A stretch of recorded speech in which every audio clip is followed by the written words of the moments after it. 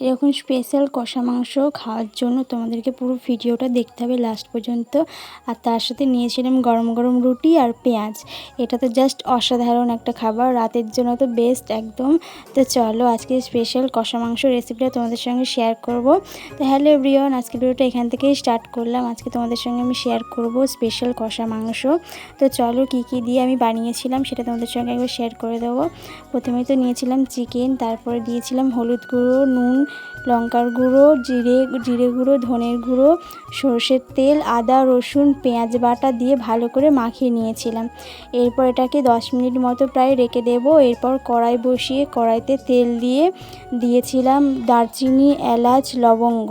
এরপর দিয়েছিলাম আলুগুলোর মধ্যে একটু হলুদ গুঁড়ো দিয়ে ভালো করে লাল লাল করে ভেজে তুলে নেব।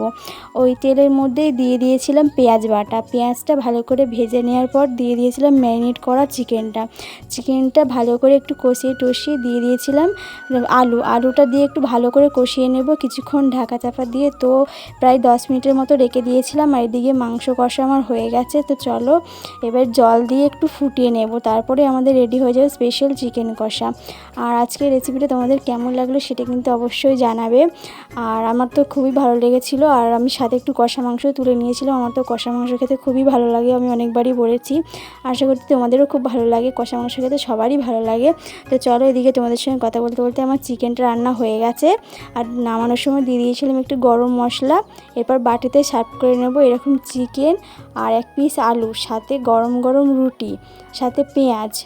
আর কি চাই, এরকম রাতের বেলা খাবার সবারই খুব ভালো লাগে। আর আমার ভিডিও তোমাদের কেমন লাগে সেটা কিন্তু অবশ্যই জানাবে। তো আজকের মতো ভিডিওটা এই পর্যন্তই। তোমাদের কেমন কি লাগলো সেটা কিন্তু অবশ্যই বলবে।